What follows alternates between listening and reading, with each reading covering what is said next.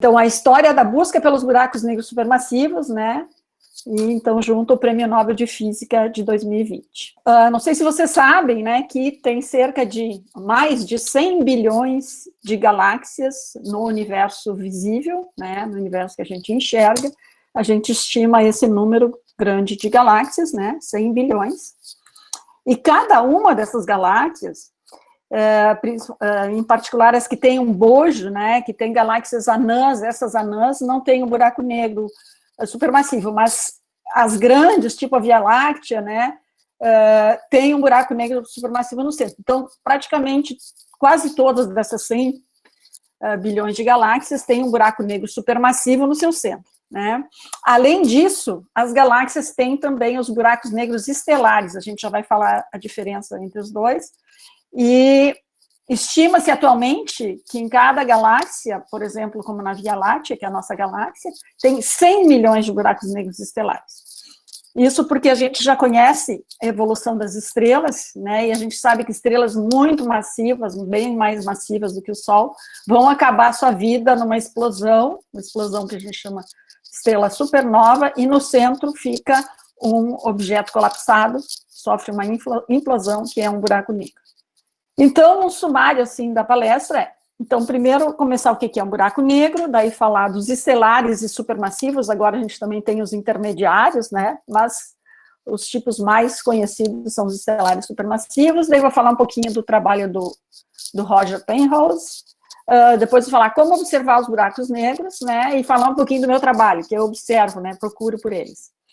Daí falar do buraco negro supermassivo no centro da Via Láctea, e que deu, justamente, essa pesquisa sobre o buraco negro supermassivo no centro da Via Láctea, deu o Nobel para o Reinhard Genzel, que é um astrofísico alemão, e a Andrea Ghez, que é uma astrofísica norte-americana. Então, começando, né, o que é um buraco negro?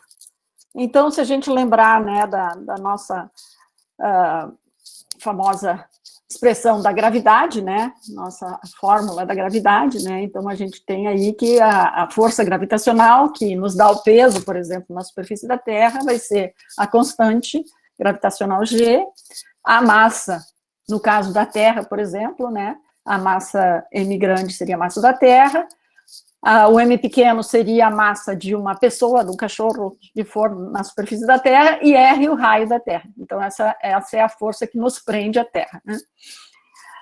O que acontece, né, se a gente começa a aumentar a massa da Terra, né, de um objeto desse? Vai aumentar a força gravitacional, né?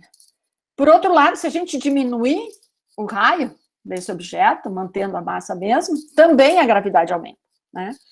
Então, qual é o limite disso, né? Então, isso aí foi uma pergunta que já Jean Michel e Laplace, lá nos anos 1700 a 1800, se fizeram. O que acontece se eu aumentar a força gravitacional, né? Vai acabar justamente no buraco negro, né? Quer dizer, tu vai botando um monte de massa num raio cada vez menor, né? E então o limite é tal que a velocidade de escape, né, de um raio, que é o chamado raio de Schwarzschild, que foi derivado por eles lá naquela época, né, classicamente, né, o raio em que a velocidade de escape é igual à velocidade da luz é o raio de Schwarzschild, que depois ganhou esse nome porque depois teve um astrofísico, Schwarzschild, que também obteve essa fórmula usando daí as equações de Einstein, né? Então, esse 2Gn sobre C2 é o raio de Schwarzschild. Então, a gente vê que só depende, esse raio de Schwarzschild, só depende da massa do objeto, né? Então, ele é proporcional, diretamente proporcional à massa. A gente não pode deixar de falar da teoria da relatividade geral, né? Porque ela é muito importante na vizinhança dos buracos negros. Enquanto que, assim, no dia a dia a gente não sente tanto a presença da relatividade geral, na vizinhança de um buraco negro ela domina, né? Os efeitos da relatividade geral são muito presentes na vizinhança do buraco negro por causa do grande campo gravitacional. Então, qual é o conceito do Einstein para a gravidade? É que a gravidade curva o espaço-tempo, né? Então, aqui a gente tem uma representação, né? Um espaço que ficaria curvo devido à gravidade da Terra. Então, se o espaço é curvo, né, então os objetos, quando se aproximam desse corpo, a Terra aqui nesse exemplo, percorrem trajetórias curvas, mas não só os objetos, né, também a luz, né? Então, essa é uma predição da relatividade geral, que a luz se curva na presença, nas proximidades de uma certa massa, e isso que foi, daí, depois tem sido comprovado nas lentes gravitacionais, e também foi feito lá naquele experimento de Sobral, né, testar esse desvio da luzinha de uma estrela num eclipse, a luz passando pela borda beirada do Sol. Então, aqui tem a expressão da equação de Einstein, né, que a gente chama de equação de campo de Einstein, né, e só para, assim, dar uma explicação mais qualitativa, o lado esquerdo da equação é a curvatura do espaço-tempo, o lado direito é a matéria, que é equivalente à energia, que curva esse espaço-tempo. Então, essa equação diz o seguinte, dado uma certa quantidade de matéria e energia, tu curva o espaço-tempo, né, então a relação entre essas duas coisas.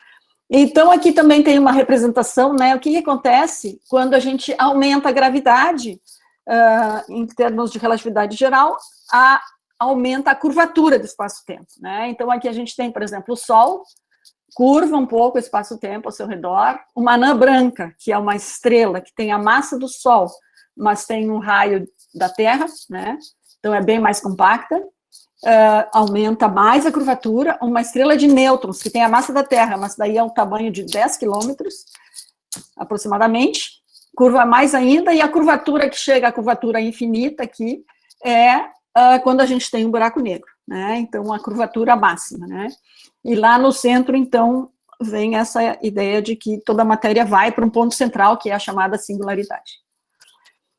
Uma característica importante dos buracos negros é o chamado horizonte de eventos, né?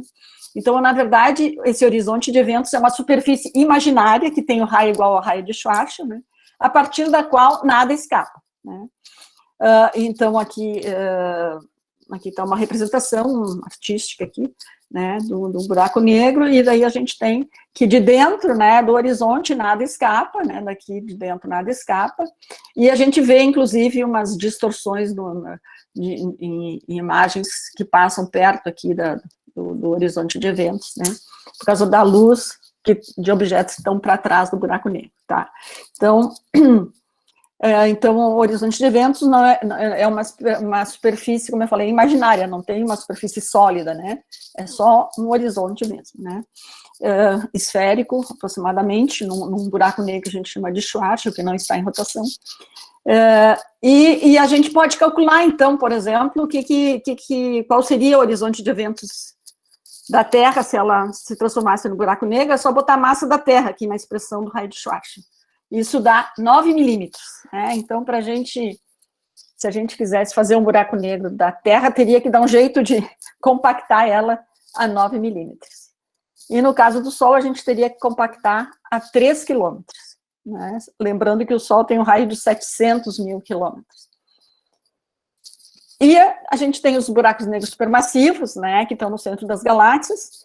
Na Via Láctea, ele tem uma massa de 4 milhões de vezes a massa do Sol. Se a gente bota ali 4 milhões, daí dá 12 milhões de quilômetros, né, para o raio do horizonte de eventos do buraco negro da Via Láctea, o supermassivo. Bom, falando rapidinho do Roger Penrose, a grande contribuição que ele deu, né, ele era um matemático e físico teórico da Universidade de Oxford.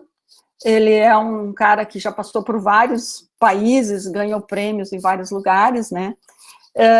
Eu achei, assim, uma curiosidade dele, é que ele criou e popularizou esse triângulo de Penrose, ganhou o nome dele, né? Então, até parece que ele está pendurado aqui no pescoço dele, nessa montagem que eu fiz aqui. Então, ele disse o seguinte do triângulo, né? Que descreveu como sendo a impossibilidade na sua forma mais pura, né? Então, aqui a gente vê, parece que o triângulo está aqui para dentro, e daí não parece uma estrutura que tu não consegue fazer ser possível construir isso aí, né? Bom, ele também tem vários livros publicados, fiquei até curiosa porque eu não li nenhum livro dele, né? Porque ele discute coisas assim mais filosóficas, por exemplo, filosofia e ciência. Qual é a natureza da consciência humana? Como é que a gente tem a consciência, né? Argumentando, né, que a ciência não pode explicar. Então, ele tem um livro sobre isso. Como eu falei, ele é um físico teórico, então, o que ele fez para ganhar o Nobel, né?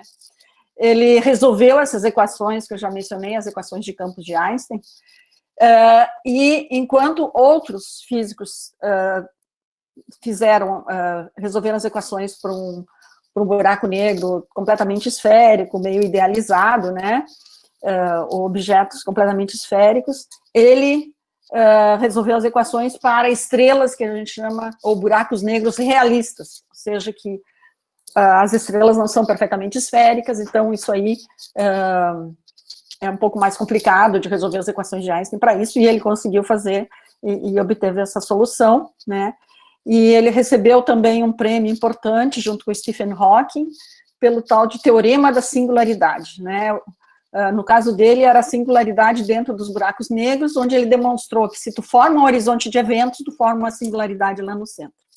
Então, essa foi a contribuição do Penrose. Tá. Bom, eu sou uma pessoa que trabalha com observações, né?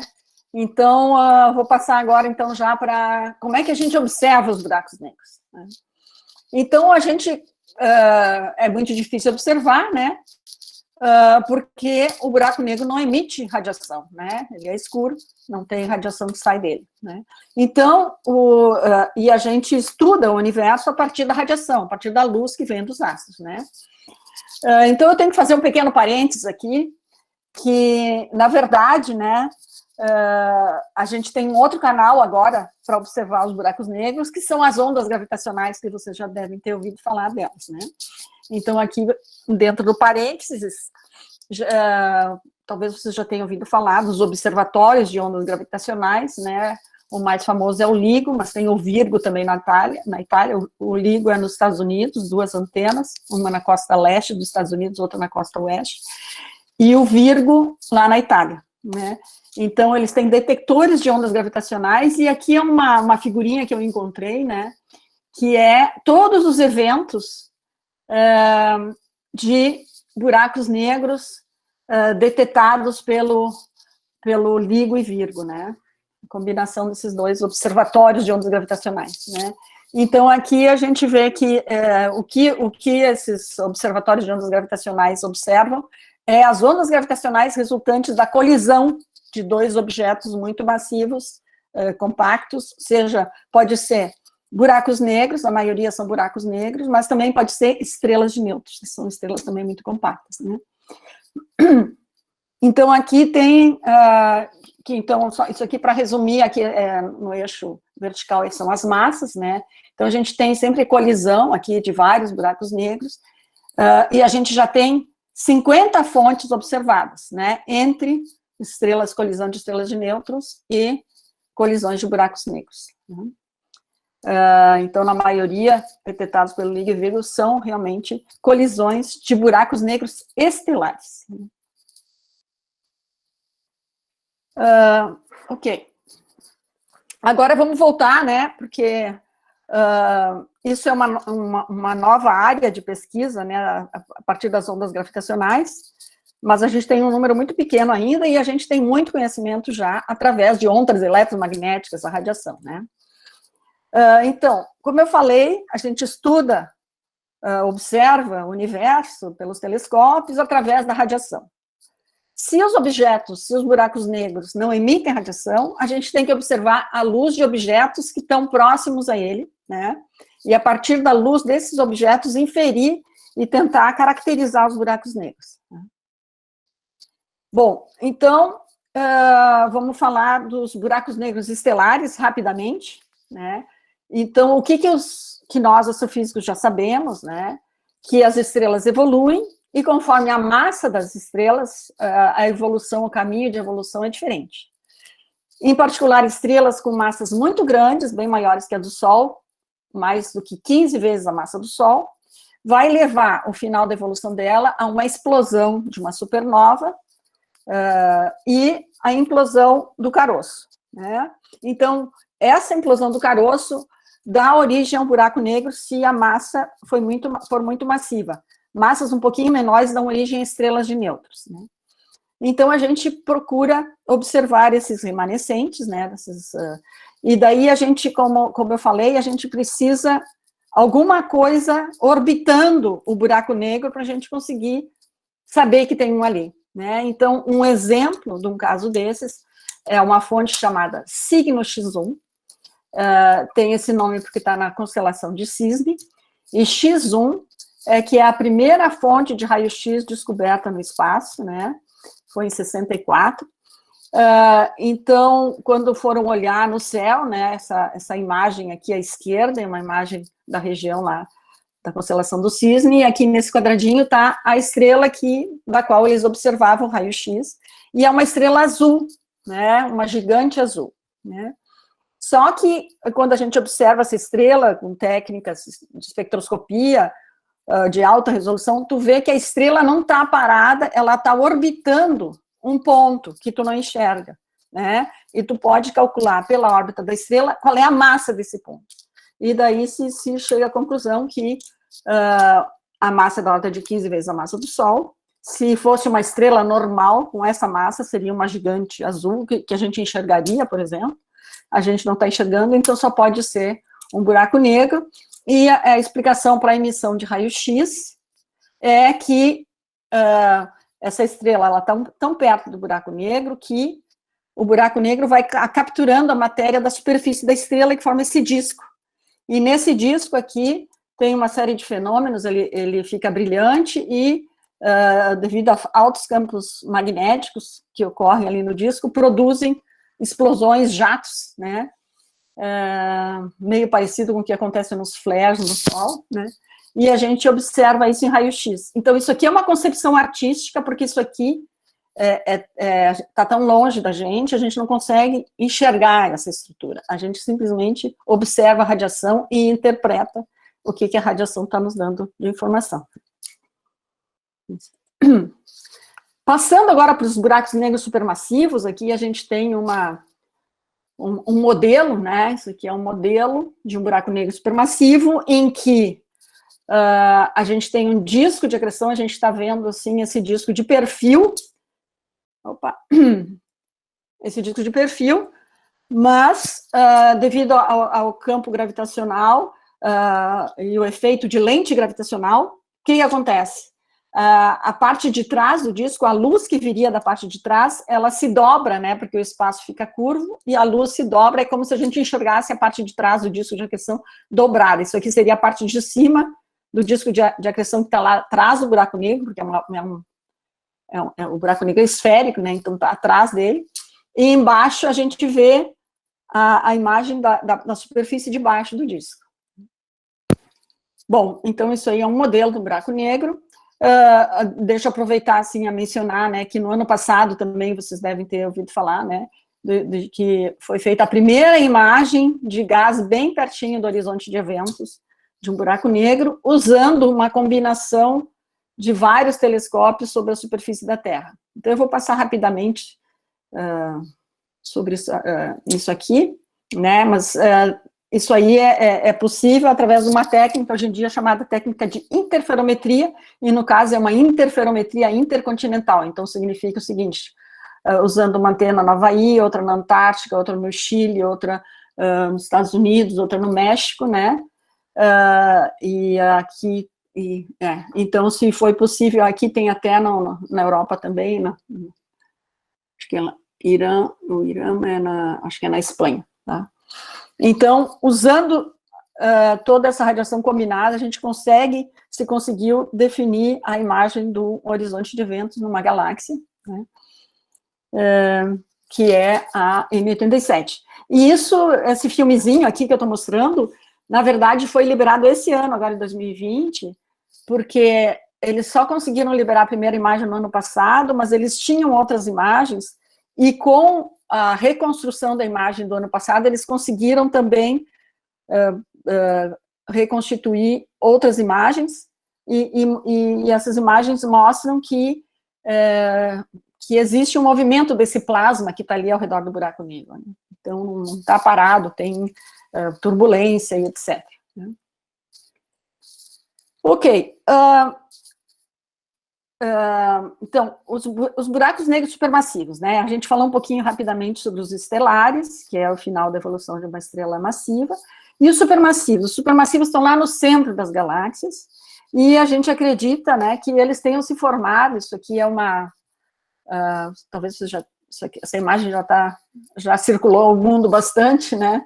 Isso aqui é como se fosse um cartoon, né, em que a gente representa o tempo no eixo X, né? Então, a gente está no tempo atual, o universo tem 13,7 bilhões de anos, e nós estamos olhando o passado, né? Estamos olhando, quanto mais longe a gente olha para o universo, mais para o passado a gente vai, né? E, em princípio, a gente poderia ir até o Big Bang, mas com a radiação eletromagnética, a gente vai até essa chamada radiação de fundo do universo, né? E que é quando o universo tinha cerca de 300 mil anos de idade, que foi liberada a radiação de fundo. E daí o universo, né, o que a gente entende observando todo o universo, a gente consegue fazer uma arqueologia, né, do universo, olhando quanto mais longe, mais para o passado, a gente vê que o universo era mais compacto, as galáxias mais disformes no passado, e foi ganhando estrutura à medida que o tempo passa, né? Então, aqui a gente tem o universo, atualmente, o universo mais estruturado, as galáxias formadas, Via Láctea, etc. Mas no passado, então, estava tudo se formando, as primeiras estrelas, as primeiras galáxias, né? E a gente acredita que, junto com as primeiras galáxias, né, se formaram os buracos negros no seu centro. Tá? Por que a gente acredita isso? Porque nos anos de 50 a 60, se descobriu, com antenas de radiofrequência apontadas para o céu, fontes de rádio muito fortes, e que, quando a gente ia olhar num telescópio óptico, parecia uma estrela, né? Então, isso aí se chamou Quasi-Stellar Radio Source, Quasi-Stellar Radio Source, do inglês, né? E não se sabia o que eram esses quasares, só se sabia que parecia estrelas, mas as estrelas não tinham essa radiação no rádio, assim, desse tipo, né? E depois se foi estudando qual era a característica dos espectros, dos quasares, né? E se descobriu que, quando se viu o elemento hidrogênio, os elementos que a gente está acostumado em ver em nebulosas próximas a nós, em galáxias próximas, a gente viu que isso estava muito desviado para o vermelho, né, um redshift muito grande, e isso colocava esses objetos a distâncias muito grandes. Então, quando a gente combinava a radiação, a luz, a intensidade da luz que a gente vinha desses objetos com a distância que eles estavam, se descobriu que eles eram os objetos mais luminosos do universo, e, por exemplo, valores típicos da luminosidade é 1000 vezes a luminosidade de uma galáxia inteira, como a Via Láctea, né? E, a partir dos anos 90, quando foi lançado o telescópio espacial Hubble, se conseguiu fazer imagens desse tipo, que nem essa que está mostrando aqui à direita, revelando que o quasar, que é essa coisa muito brilhante, né? Quando tu faz observação da Terra, tu não vê essa nuvenzinha em volta. Quando tu vai para o espaço, o Hubble está lá em cima da atmosfera, tu consegue definir que tem uma galáxia ao redor, né? Porque a qualidade de definição de imagem do Hubble, sem a turbulência atmosférica, é 100 vezes melhor do que na superfície da Terra, né? Então, na Terra, tu veria um borrão desse tamanho, assim, que pegaria toda a galáxia. Com o Hubble, conseguiu ver que o quasar está no meio e tem uma galáxia ao redor. Então, a conclusão que se chegou, os quasares eram núcleos de galáxias, né? Mas por que eles eram tão brilhantes, né? Então, veio a explicação, é que tem um buraco negro supermassivo no centro, né? E a explicação é que a massa capturada pelo buraco negro, se tem massa que chega perto do buraco negro, por conservação de um momento angular, forma um disco. Aqui tem uma, que a gente chama disco de acreção. Aqui é uma concepção artística de um disco de acreção, em torno do buraco negro, e a física da coisa é que a energia gravitacional liberada quando a matéria cai nas proximidades do buraco negro, se transforma, acaba se transformando na energia luminosa, que o disco fica brilhante, e também, muitas vezes, sai em jatos, que nem eu falei. Quando a gente faz as contas de conversão, quanta energia gravitacional uma matériazinha de massa mzinha perde quando ela cai para perto do buraco negro, essa energia gravitacional liberada é da ordem de 10% da energia de repouso da partícula. Isso é muito, muito eficiente em termos de produção de energia, né? E a gente pode comparar para saber, para entender que 10% da massa de repouso é uma grande liberação de energia, é só comparar com a energia liberada pelo processo mais energético que a gente conhece aqui na Terra, que é a fusão nuclear, né, que a gente está tentando ainda, né, dominar essa fusão para gerar energia, mas que isso acontece no interior das estrelas, ou seja, o Sol brilha porque lá no centro tem fusão nuclear. E qual é a eficiência da fusão nuclear? É essa eficiência aqui, né? 0,007 MC2, ou seja, para cada massinha M que entra na reação nuclear, a gente tem esse 0,007 transformado em energia, né? Essa é a geração de energia da fusão nuclear. No caso do buraco negro, ele é bem mais eficiente, né? Então, ele é 17 vezes mais eficiente para gerar energia do que um gerador de fusão nuclear, né? Então, se a gente conseguisse, né, fazer um gerador, botando um buraco negro lá, a gente teria o mais eficiente gerador de energia do universo. Então, um buraco negro capturando matéria. Ok. Agora,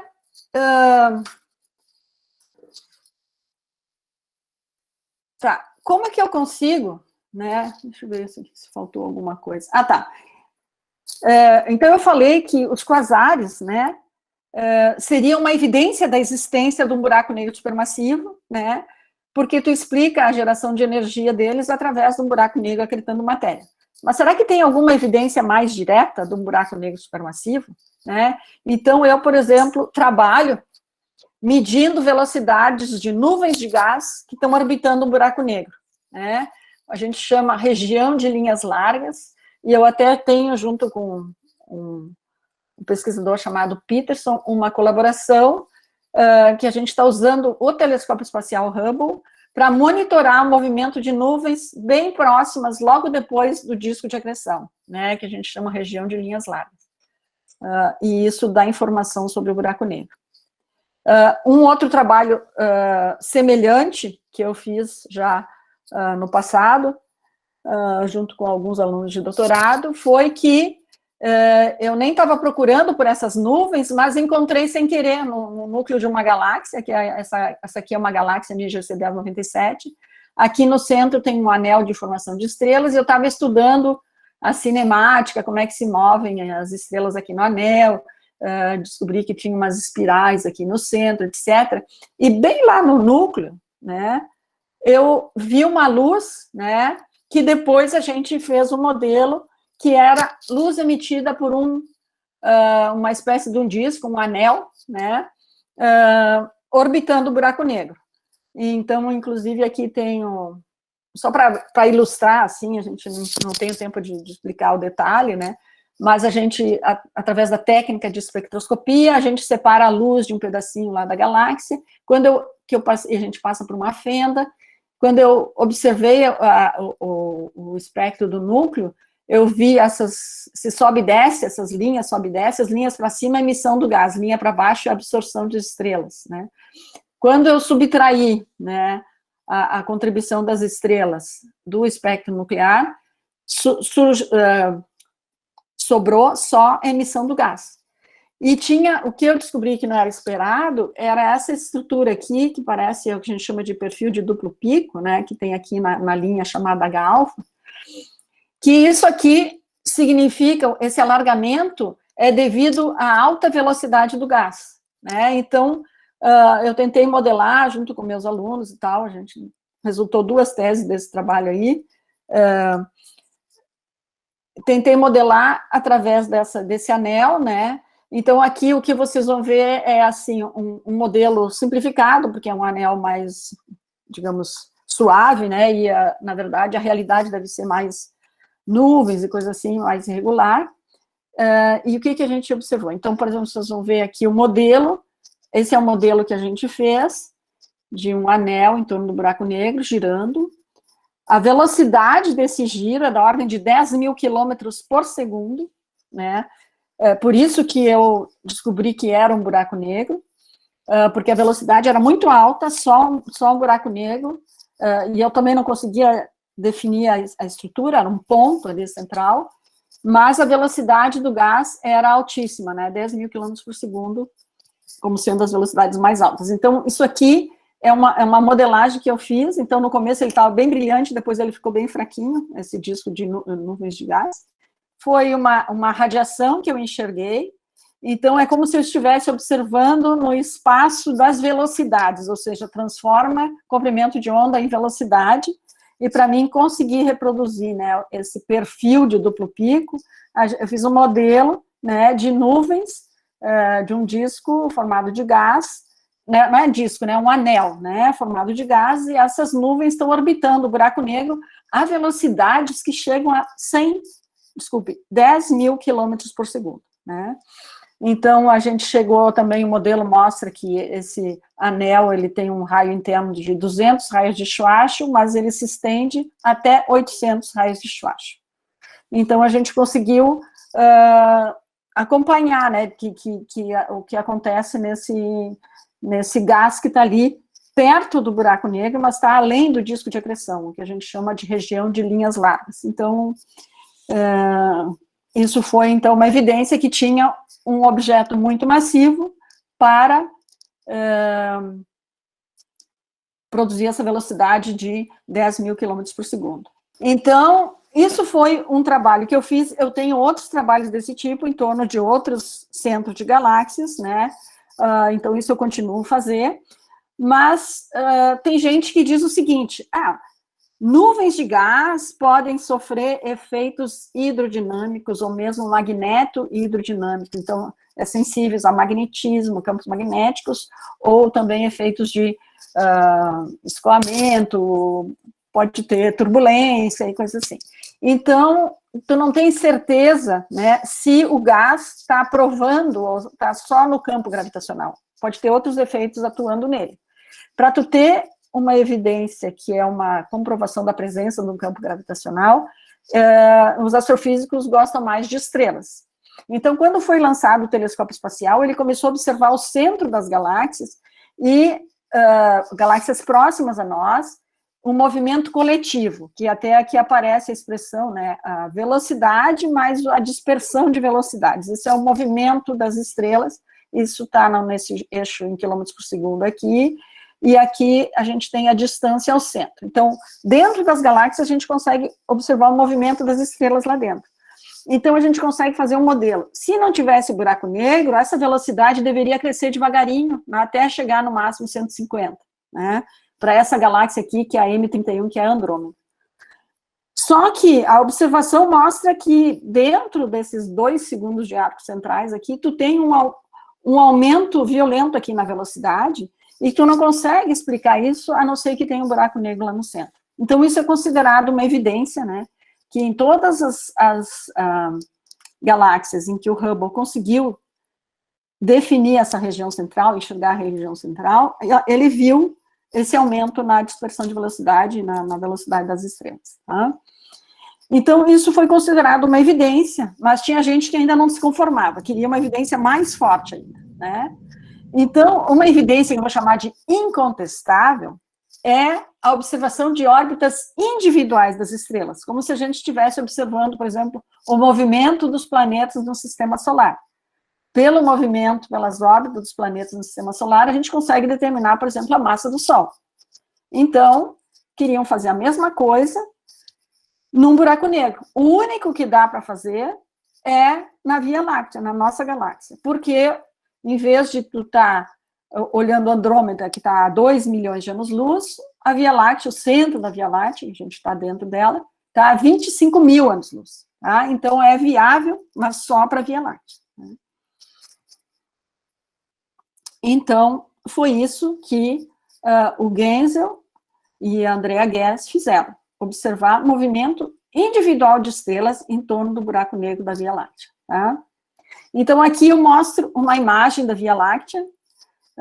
É claro que a gente precisa de uma grande exposição, num lugar escuro e tal, para poder enxergar a Via Láctea assim, né? A gente só enxerga num céu bem escuro, uma faixa mais brilhante, né? Talvez vocês já tenham olhado para o céu e visto o centro da Via Láctea. Então, aqui nessa imagem, o que a gente tem? A gente tem várias estrelas que estão entre nós e o centro da Via Láctea, mas a gente tem bem lá perto do centro, a gente tem essa faixa de poeira, que é poeira interestelar que está distribuída no disco da nossa galáxia, a Via Láctea. Então, um problema para observar o centro da Via Láctea é que tem essa poeira que bloqueia, por exemplo, a radiação visível. Não dá para a gente pegar um telescópio óptico ou um detetor óptico e tentar observar lá estrelas bem pertinho do centro da Via Láctea, porque tem essa faixa de poeira.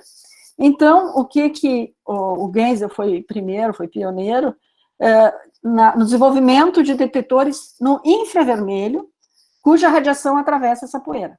Né? Então, o que se conseguia observar no centro da Via Láctea é o infravermelho, rádio e raio-x de alta energia, que também atravessam a poeira e chegam até nós.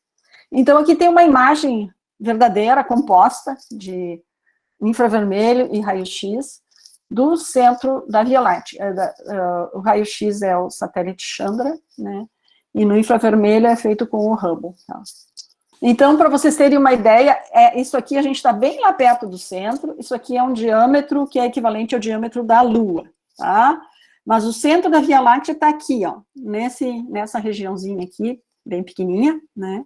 E para a gente enxergar o movimento das estrelas em torno do centro da Via Láctea, a gente tem que fazer um zoom aí, entrar mais ainda. Então, é isso que está feito aqui, né? A gente está indo para uma região bem menor, e daí, dentro dessa região menor, a gente começa a ver, então, aqui a gente vê um monte de estrelas, e aqui o centro da Via Láctea está aqui dentro, então vamos ampliar de novo mais um zoom, e daí a gente até vê essas estrelas, né? O Sagitário A estrela é que é onde está uma fonte de rádio que a gente acredita que seja o buraco negro da Via Láctea, e tem uma estrelinha bem famosa, que é chamada S2, que já se viu fechar a órbita em torno do centro, né? Então, essa imagem aqui tem até esses anéis de difração, né? É uma imagem feita com ótica adaptativa, né? Para a gente ter uma qualidade de imagem que é equivalente ao do Hubble, mas precisa instrumentos, em primeiro lugar, no infravermelho e com ótica adaptativa, para enxergar definição, né, a órbita dessa estrela S2 tem diâmetro de 0,1 segundos de arco. Então, isso é bem, para vocês terem uma ideia, nos melhores observatórios aqui na superfície da Terra, a gente enxerga diâmetros de 1 segundo de arco. Então, isso aqui é 1/10, né? Em termos de área, dá 100 vezes, a gente tem que ter uma definição 100 vezes melhor do que a definição que a gente tem normalmente nos observatórios. Então, precisa essa ótica adaptativa. Tá? Então, eles fizeram essas observações, e vou falar um pouquinho, então, do Genzel, né, que é um ganhador do Prêmio Nobel, que ele é um astrofísico alemão, diretor do Instituto Max Planck de Extraterrestrial Physics, e o grupo dele também eu conhecia e colaborei com ele já na área de evolução de galáxias, né? Mas o grupo também é muito ativo em instrumentação, no infravermelho, justamente, com ótica adaptativa, e usando esses instrumentos ele começou, nos meados de 1990, a observar as estrelas no centro da Via Láctea. Então, eu me lembro de um evento em 2002, que eu fui em um congresso na cidade de Granada, lá na Espanha, e o Genzel estava todo animado, porque ele tinha recém recebido dados dessa estrela S2, dados da posição da estrela, mostrando que a estrela estava percorrendo a sua órbita e que naquela época, lá em 2002, lá, se não me engano era setembro, ela tinha andado bem rápido aqui, mostrando que ela tinha passado pelo periastro, né, que é a máxima aproximação ao centro aqui da Via Láctea. Né. E daí isso permitiu ele fechar a órbita, e daí fechando essa órbita, conseguiu determinar a massa do buraco negro, como sendo 4 milhões de vezes a massa do Sol. E por que essa foi considerada uma evidência praticamente cabal, né, da existência do buraco negro ali? Porque nenhuma outra estrutura estável caberia nessa distância, né, que a distância do periastro era 17 horas-luz. Então, em 17 horas-luz, não teria como botar 4 milhões de sóis, né, compactados ali dentro, né, não teria nenhuma estrutura estável, nenhum aglomerado de estrelas estável, para explicar essa quantidade de massa num raio, numa distância tão pequena que ela chegava do buraco negro 17 horas-luz, né?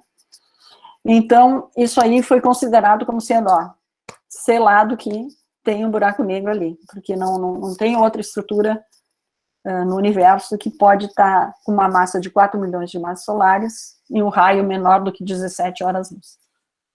Então, aqui também tem outras órbitas que depois foram fechadas.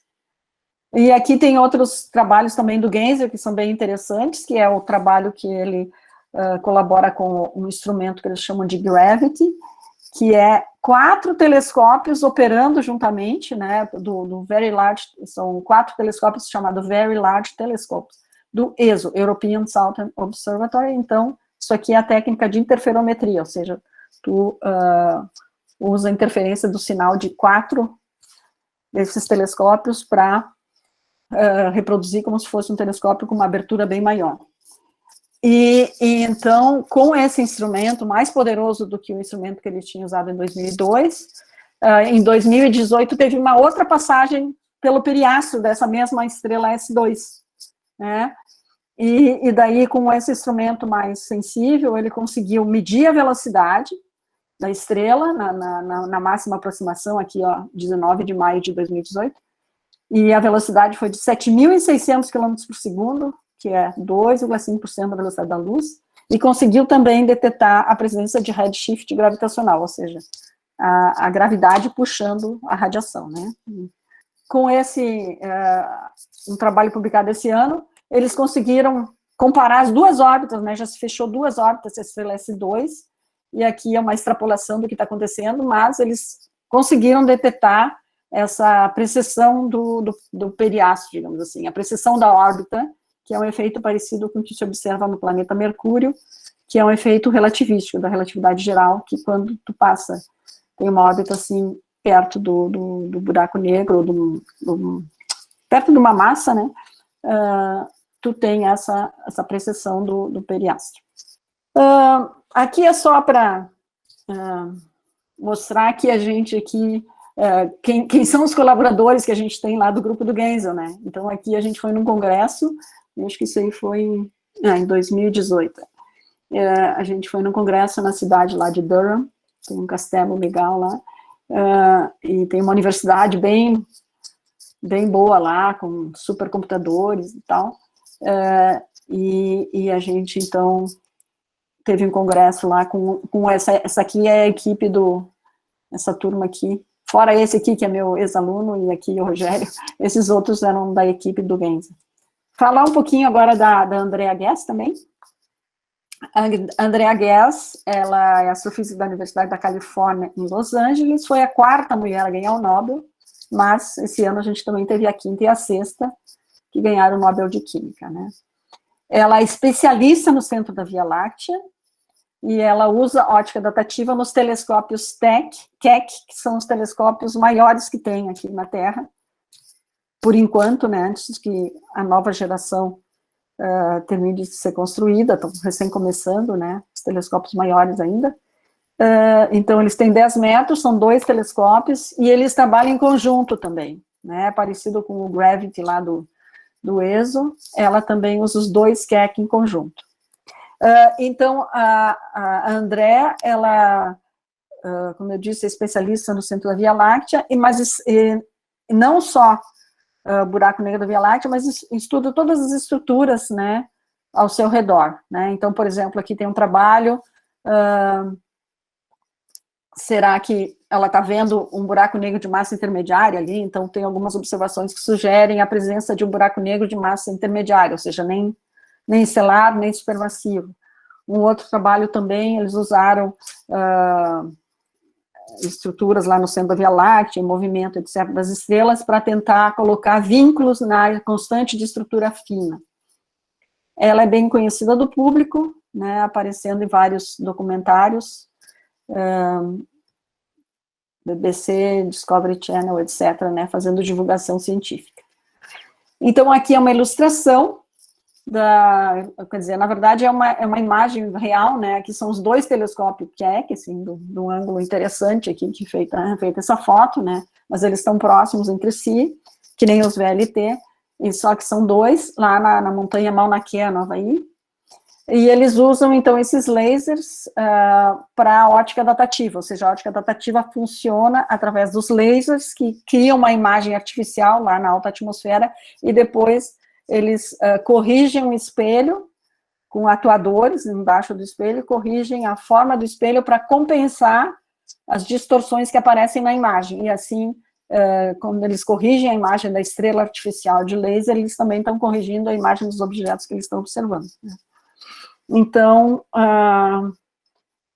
ela também estuda aglomerado de estrelas, estrelas binárias, estrelas jovens, objetos imersos em poeira, todo esse tipo de objeto ela se interessa. O Nobel, que foi por causa da massa do buraco negro da Via Láctea, se relaciona com o trabalho que ela fez logo depois que o Genzel estava começando essas medidas.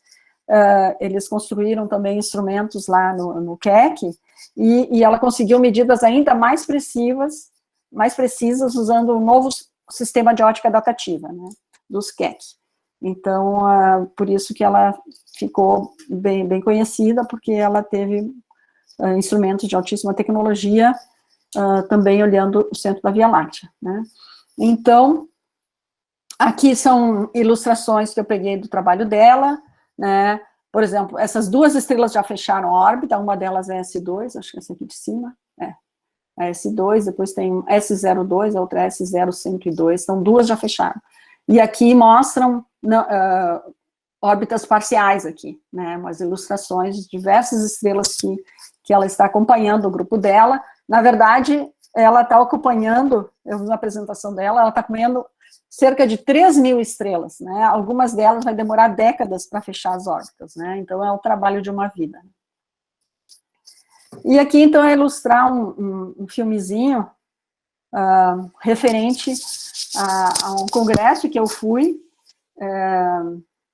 em 2013, na verdade, sobre o centro da Via Láctea, que tinha os dois times, da Andrea e do Genzel. E eles estavam debatendo o que ia acontecer com essa nuvem. Isso aqui era uma nuvenzinha que eles descobriram, os dois times descobriram que a nuvenzinha ia passar bem perto do centro da Via Láctea, e eles, então, acharam que ia ter um flare importante e tal, e eles ficaram debatendo, cada um tinha as suas predições sobre o que ia acontecer com essa nuvem ao passar no centro, bem pertinho do centro, né. E foi interessante ver o debate, assim, na verdade, eles eram grupos competidores entre si, né, agora tiveram que dividir o prêmio. E, finalmente, eu acabo aqui com uma animação que eu peguei lá do ESO, que é a turma do Genzel. Aqui é a imagem real que é feita, né, uma sequência de imagens, mostrando aqui a S2, viu? Ela dá uma voltinha aqui rápida, né. E aqui, então, é uma animação, né, baseada nesse tipo de observação, daí feita pelo time lá da Andrea Ghez. E, finalmente, então, eu acabo dizendo que eu tenho esse drops astronômico do Prêmio Nobel, se alguém quiser ver, tá no YouTube. O YouTube que eu uso é o YouTube do Bruno Berg, que é meu filho, ele filma para mim os drops, e daí eu tenho também uma homepage, que às vezes eu coloco coisas lá, o Facebook também que eu coloco coisas, o Instagram e o Twitter. E também aproveito para fazer uma divulgação de uma música que eu fiz para um congresso que eu organizei em março, né, e é uma Universe Song, vocês teriam que procurar Universe Song Thaisa no YouTube, que conta a história do universo, e foi composta, eu escrevi a letra e foi composta por um primo que eu tenho, ele é lá de Caxias, ele é músico, ficou bem bonitinha a música. Bom, então, vou parar por aqui.